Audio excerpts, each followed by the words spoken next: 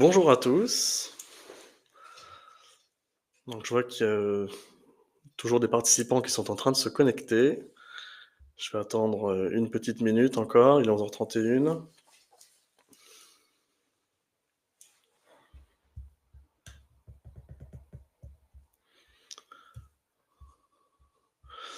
Bonjour à tous et bonjour évidemment à tous ceux qui écrivent sur le chat.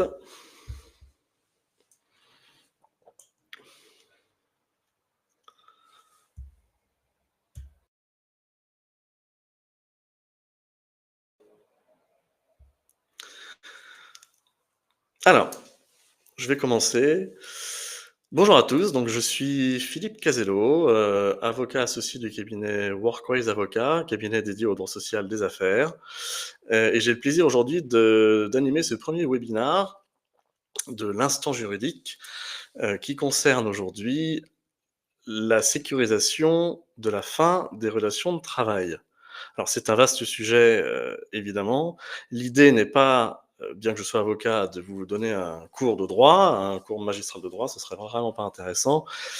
L'idée c'est, ici de discuter pendant, 20, je dirais 25 minutes environ, discuter de conseils pratiques, mais bien sûr sous l'angle, juridique, de tous les sujets, en tout cas d'un certain nombre de sujets qui ont trait à la fin des relations de travail et surtout à la sécurisation de la fin des relations de travail. Donc, je vais projeter, j'espère que vous allez le voir, voilà, une petite présentation qui simplement va servir de fil conducteur à ma présentation. Il n'y a pas de contenu juridique en tant que tel dans la présentation qui s'affiche à l'écran, mais ça vous permet de suivre un petit peu le plan de ce que je vais vous présenter. Alors, sécuriser la fin des relations de travail, c'est un sujet bien sûr que l'on aborde principalement lors de la rupture du contrat de travail, mais aussi après, mais c'est également un sujet que l'on peut anticiper avant la rupture de la relation de travail et donc notamment lors de la rédaction du contrat de travail. Donc je procéderai en fait, hein, comme vous le voyez en 3 temps, c'est-à-dire présenter la principale clause, hein, à laquelle on pense quand on parle de sécuriser, l'après, contrat de travail, c'est-à-dire la clause de non-concurrence, en tant que clause que l'on insère dans le contrat de travail. Tant au moment de sa rédaction dans le contrat que, sa mise en œuvre et après la rupture du contrat de travail, ou lors de la rupture du contrat de travail, je ferai le focus sur, 2 mécanismes de sécurisation des relations entre l'employeur et le salarié, qui sont d'une part la transaction et d'autre part la conciliation prud'homale. Alors, pour commencer, la clause de non-concurrence. Alors pourquoi la clause de non-concurrence? Parce que c'est vrai que finalement, dans le contrat de travail, quand on prévoit, dans le contrat la fin des relations de travail, on peut penser à plusieurs types de clauses. On peut penser à la clause de non-sollicitation de salariés, la clause de non-sollicitation de clientèle, qui d'ailleurs, est assimilée à une clause de non-concurrence dont on va parler. La clause de confidentialité, bien sûr, et de discrétion, sur, toutes les informations que le salarié a eu à connaître pendant l'exécution de son contrat de travail. Donc tout ça, ce sont des clauses que l'on insère soit dès, la rédaction du contrat de travail, soit au cours de vie du contrat de travail, hein, par des avenants conclus avec le salarié, qui ont vocation à régir les relations entre les parties après la fin du contrat de travail. Bon, les différentes clauses confidentialité, non-sollicitation de salariés, bien que, bien sûr, elles génèrent des questions et des contraintes juridiques, elles sont un peu plus simples à mettre en œuvre et un peu moins sujettes à débat que la clause de non-concurrence, qui, elle, bah, en fait, est l'objet de nombreuses jurisprudences, de nombreuses règles, et c'est bien aujourd'hui d'en rappeler les grands principes et les pièges à éviter quand on veut insérer une clause de non-concurrence au contrat de travail. Alors vous voyez sur l'écran, j'ai indiqué pour qui, quand la prévoir, que faire à la rupture et comment suivre son application. Bon, c'est des grands sujets classiques. Pour qui?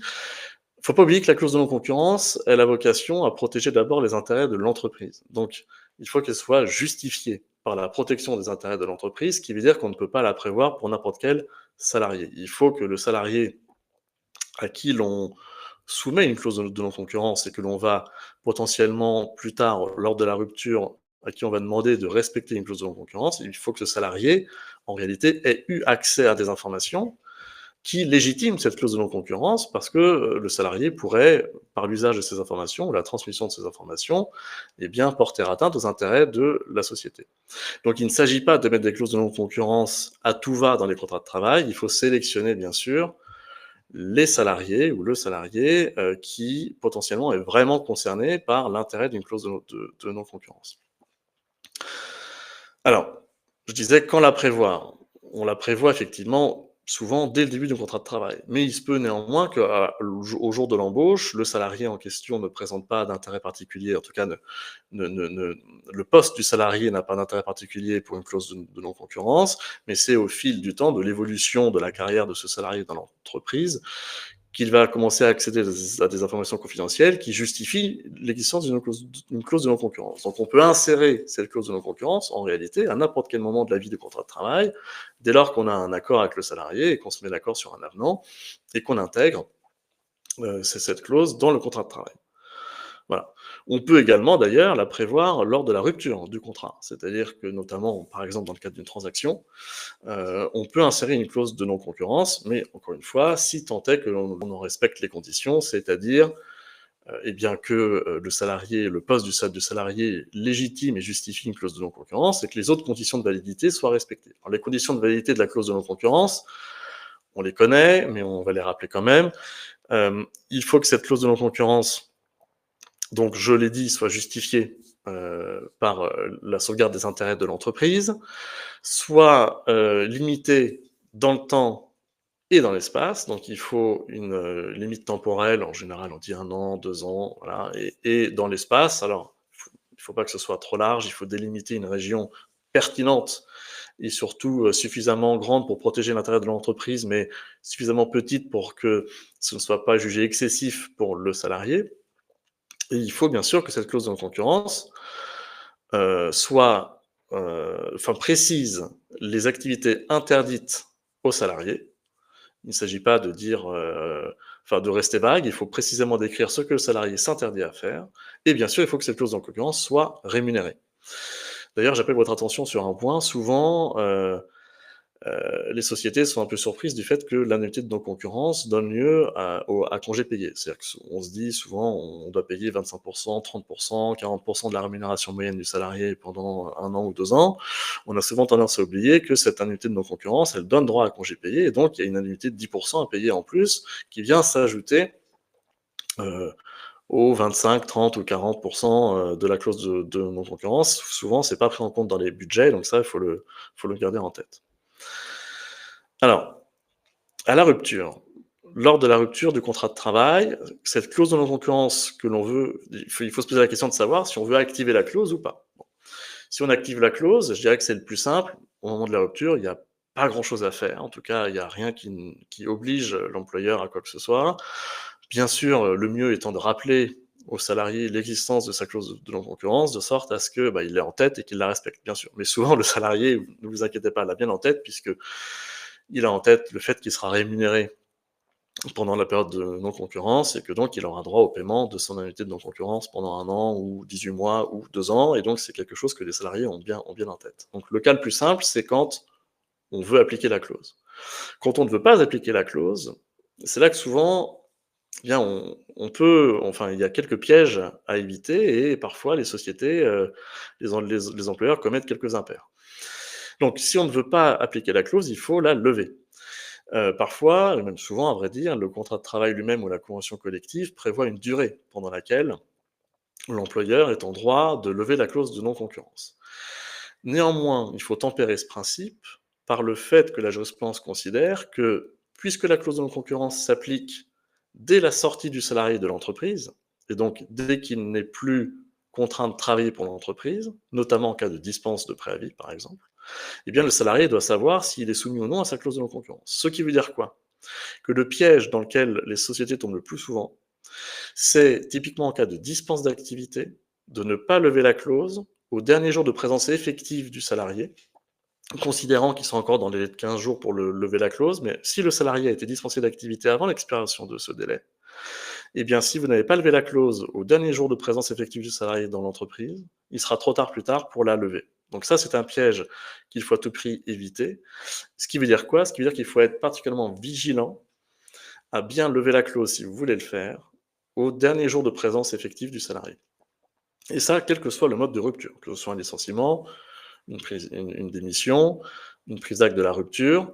Quoi qu'il arrive, il faut lever la clause au dernier jour de présence du salarié et ne pas nécessairement se fonder sur le délai qui figure dans la convention collective ou dans le contrat de travail. Dès lors que la clause est levée et valablement levée, le salarié est délié de son obligation de non-concurrence si vous êtes, vous, de votre côté, délié de votre obligation de payer la contrepartie financière, bien sûr, puisque le salarié n'a pas d'obligation de non-concurrence à respecter. Quatrième point sur la clause de non-concurrence sur lequel je voulais revenir, c'était comment suivre l'application de la clause.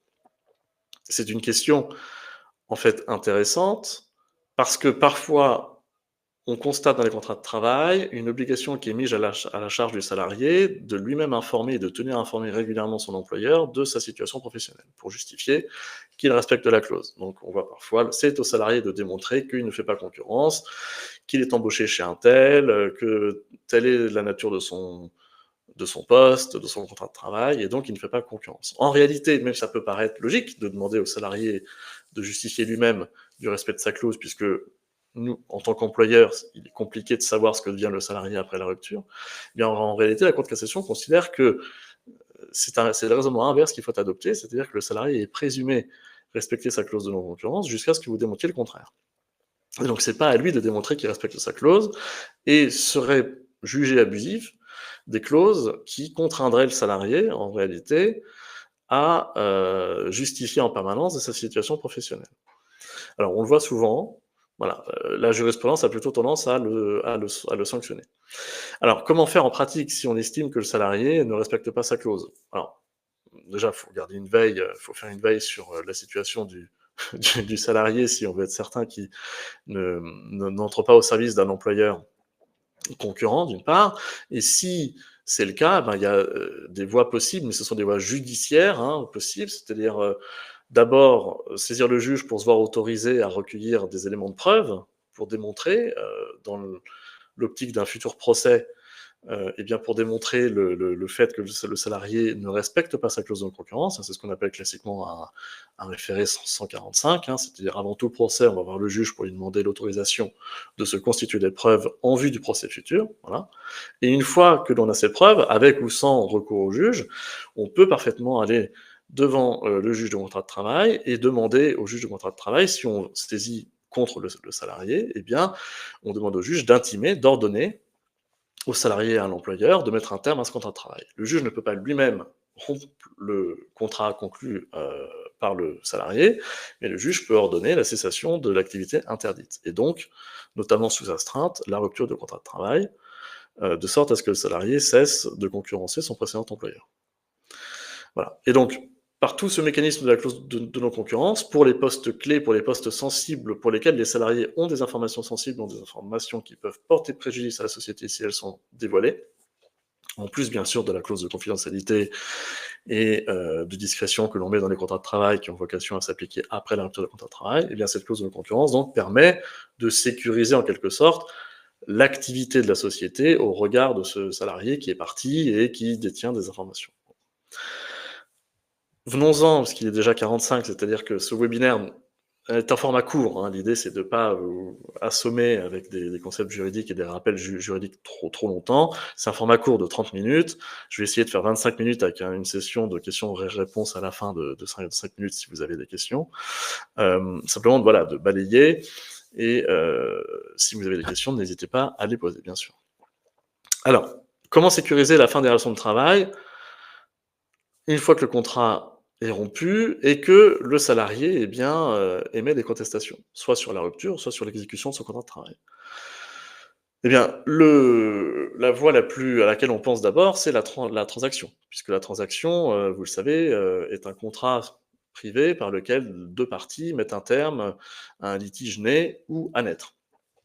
Alors la transaction, elle permet, comme je l'ai dit, donc de mettre un terme au litige né, relativement à l'exécution du contrat, mais aussi à la rupture. Et pour que l'on puisse valablement transiger sur la rupture de contrat de travail, il y a un point qu'il faut absolument avoir en tête, c'est que la transaction ne peut être conclue qu'après le licenciement notifié et que le salarié a pris connaissance des termes de son licenciement.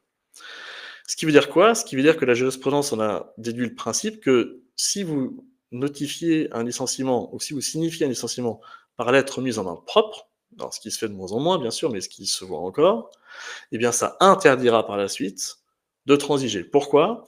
Parce que la jurisprudence considère qu'en réalité, la lettre mise en main propre ne permet pas de garantir la date à laquelle et d'attester la date à laquelle le salarié a effectivement reçu sa lettre de licenciement et en a pris connaissance.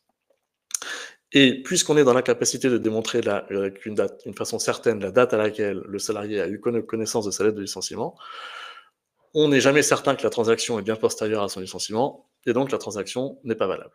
Donc, morale de cette jurisprudence, si vous envisagez éventuellement de devoir transiger avec un salarié le jour où vous mettez un terme à son contrat de travail, systématiquement procédez à un licenciement par lettre recommandée avec accusé de réception, parce que si vous signifiez un licenciement par lettre mise en main propre contre des charges, vous ne pourrez plus transiger après.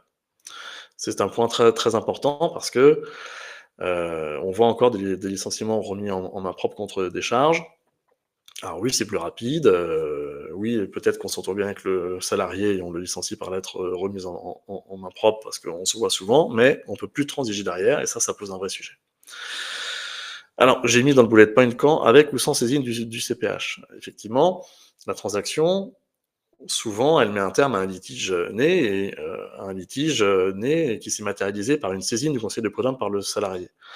Eh bien, en réalité, on peut aussi, bien sûr, transiger sans saisine du conseil de prud'homme. C'est-à-dire qu'il suffit que le salarié ait élevé un litige, hein, c'est-à-dire ait contesté soit l'exécution de son contrat, soit la validité de la rupture de son contrat de travail pour qu'on puisse transiger. Et pour cela, il faut que la transaction, et donc c'est mon deuxième, le deuxième contenu de la slide, c'est quel contenu? Quel contenu de la transaction? C'est très important parce que on a l'article 2048 du Code civil, alors qui est en vigueur depuis 1804, mais qui nous dit que la transaction se referme dans son objet. C'est-à-dire que la transaction ne met un terme au litige que dès lors que le litige y est inscrit, est écrit dans la transaction. Alors, on a eu bien sûr des assouplissements de la Cour de cassation sur ce sujet, avec la reconnaissance de plus en plus de la validité des clauses balais. Hein. Ce sont des clauses de renonciation générale par lesquelles le salarié, quand bien même n'aurait pas listé l'intégralité de ses chefs de demande et de ses contestations dans le rappel des faits de la transaction, eh bien, renonce valablement à toute autre action, hein, au sens général. C'est donc une clause de renonciation générale à toute action. La Cour de cassation a reconnu la validité de ces clauses, alors encore faut-il qu'elles soient bien écrites. Mais on peut donc, par la transaction et par le contenu de cette transaction, mettre un terme à tout litige, donc vraiment tant sur l'exécution que sur la rupture, concernant le contrat de travail. Et donc c'est une voie royale, je dirais, pour sécuriser la fin des relations de travail. Une fois que le contrat est rompu, le salarié est licencié. On signe une transaction qui implique donc la renonciation par le salarié à toute contestation, mais aussi le versement, bien sûr, par l'employeur d'une indemnité transactionnelle. Et bien, par le versement de cette indemnité transactionnelle, le salarié renonce à tout. Voilà. Et donc, en gros, on se quitte en bon terme ou en moyen bon terme, peu importe, mais en tout cas, il n'y a plus de contestation possible relativement à ce contrat de travail. Alors, on peut inclure dans la transaction, bien sûr, d'autres clauses. Je les ai citées, une clause de discrétion, une clause de confidentialité sur cette transaction, pour éviter que d'autres salariés aient vent à la fois du principe de la transaction, mais aussi du montant qui a été versé dans le cadre de la transaction. La clause de non-dénigrement, qui est réciproque, c'est-à-dire que le salarié s'engage à ne pas dénigrer son employeur à l'extérieur, et vice-versa, l'employeur s'engage à ne pas dénigrer son ancien salarié, notamment auprès de nouveaux de recruteurs potentiels s'il est contacté par de futurs employeurs du salarié. Donc le contenu est assez libre finalement, si c'est un contrat privé, hein, on y met un peu ce qu'on veut, sous la réserve bien sûr que les clauses soient valables. Alors, rapidement, quel régime a la transaction? Alors, c'est un sujet qui est en pleine évolution. C'est un sujet qui donne lieu à débat depuis de nombreuses années, qui a récemment fait l'objet, vous l'avez certainement vu passer, encore une fois, d'un arrêt du 30 janvier 2025 de la deuxième chambre civile de la Cour de cassation sur l'exonération sociale de l'indemnité transactionnelle dès lors qu'elle vient réparer un préjudice. Mais alors, pour résumer dans les grandes lignes, le régime de la transaction, en fait, il faut d'abord se poser la question de l'exonération fiscale. puisque poser la question de l'exonération sociale. Alors fiscalement, le principe est assez simple, c'est que ne peut être exonérée fiscalement l'indemnité transactionnelle que si elle vient réparer un élément ou si elle correspond à une somme qui elle-même est exonérée fiscalement. Bon. Ce qui veut dire quoi? Ce qui veut dire que lorsque elle a trait à la rupture de contrat de travail, fiscalement, l'exonération de l'indemnité transactionnelle, c'est classiquement, c'est 80 du ODCS qui le dit, c'est 2 fois le montant donc, de la rémunération versée sur l'année civile qui précède le licenciement, donc 2 fois ce montant-là, dans la limite de 6 fois le PAS, donc 282 000 euros, ou 50% du montant de l'indemnité transactionnelle, toujours dans la limite de 6 fois le PAS, ou le montant de l'indemnité de licenciement prévu par la convention collective, ou par la loi, sachant que c'est le montant le plus élevé de ces trois que je viens de dire qui est retenu pour l'exonération fiscale. Ça, c'est lorsque l'indemnité transactionnelle, en tout cas pour la part de l'indemnité transactionnelle qui correspond à la renonciation à toute action sur la rupture. Le 30 janvier, le Conseil d'État avait déjà jugé que dès lors que la somme correspond en revanche à des dommages et intérêts qui ont une nature purement indemnitaire et qui vient uniquement réparer l'existence d'un préjudice subi par le salarié, dès lors que ce sont des dommages et intérêts, eh bien fiscalement, on est exonéré d'impôt sur le revenu. Voilà. Donc ça, toute la question est de savoir, a-t-on bien quantifié le préjudice et la somme versée correspond bien-elle dans son intégralité à un préjudice subi par le salarié, de sorte à pouvoir l'exonérer intégralement ou partiellement dans la limite de ce préjudice. Voilà. Et ça, c'est tout le débat et c'est tout l'enjeu, je dirais, du travail sur la, la détermination du montant des indemnités transactionnelles. Donc ça, c'est le régime fiscal. Le régime social, également, il faut le distinguer. Lorsque l'indemnité l'indemnité transactionnelle correspond aux renonciations liées à la rupture, eh bien, on est exonéré de cotisation de sécurité sociale dans la limite de 2 fois le montant du PAS, donc environ 94 000 euros pour 2025, et bien sûr dans la limite de ce qui est exonéré fiscalement. Bon. La CSG CRDS, elle est due en fait systématiquement au-delà du montant de l'indemnité conventionnelle de licenciement. Donc, dès lors qu'on verse de toute façon l'indemnité conventionnelle de licenciement, tout ce qui est versé au-delà est assujetti à CSG et CRDS. Le 30 janvier 2025, la Cour de cassation, comme je vous l'ai dit, a apporté une précision très importante, mais qui va donner lieu à d'autres questions et d'autres contentieux très certainement, sur l'exonération sociale de cette somme, puisque la Cour de cassation a considéré que dès lors que les parties qualifiaient bien la somme, ou une partie de la somme, comme une indemnité venant réparer l'existence d'un préjudice, et donc ce sont des dommages et intérêts réparant l'existence d'un préjudice, eh bien, puisque c'est purement indemnitaire, cela n'a pas à rentrer dans l'assiette des cotisations de sécurité sociale. Alors, on considère que c'est un arrêt qui a tranché le débat. Oui, mais le débat va se reporter maintenant sur la quantification de ce préjudice et sur l'adéquation du montant alloué par la transaction au regard du préjudice allégué et subi en fait par le salarié. Oui, c'est indemnitaire, oui, c'est exclu, mais est-ce que le montant correspond bien au préjudice qui a été effectivement subi? Et ça, c'est certainement vers ces questions-là que se déplacera le contentieux. Je termine avec la conciliation prud'homale qui, comme la transaction en fait, vise à mettre un terme au litige né de l'exécution et surtout de la rupture de contrat de travail. Alors, la différence principale avec la transaction, c'est que la conciliation prud'homale, elle ne peut intervenir que lorsqu'il y a eu saisine du conseil de prud'homme. C'est-à-dire qu'il faut que le salarié ait saisi le conseil de prud'homme pour que l'on passe devant ce qu'on appelle le bureau de conciliation et d'orientation. Et c'est le bureau de conciliation et d'orientation, composé de 2 conseillers, qui constate la conciliation intervenue et qui dresse un procès-verbal qui vaut donc en fait résolution du différend et du contentieux né du fait de la saisine du conseil de prud'homme par le versement d'une indemnité forfaitaire de conciliation qui correspond à un barème prévu dans le code du travail. Alors, avec ou sans transaction, j'ai écrit cette petite question dans le slide. Avec ou sans transaction, c'est intéressant parce que la Cour de cassation avait considéré en 2024 qu'on pouvait étendre la conciliation, non pas uniquement à la rupture de contrat de travail, mais aussi à l'exécution du contrat de travail. Il y a eu en juin 24 au Conseil des prud'hommes de Paris, donc j'en parle s'il y a des participants parmi vous qui relèvent du Conseil des prud'hommes de Paris, vous le savez peut-être, mais le Conseil des prud'hommes de Paris avait émis une instruction en juin 2024 qui contraignait les parties à concentrer la conciliation et l'indemnité de conciliation uniquement sur la rupture de contrat de travail. Ce qui voulait dire en d'autres termes que quand on allait devant le Conseil des prud'hommes de Paris, quand on va devant le Conseil des prud'hommes de Paris, eh bien, on ne peut mettre un terme devant le BCO qu'au litige né de la rupture de contrat de travail.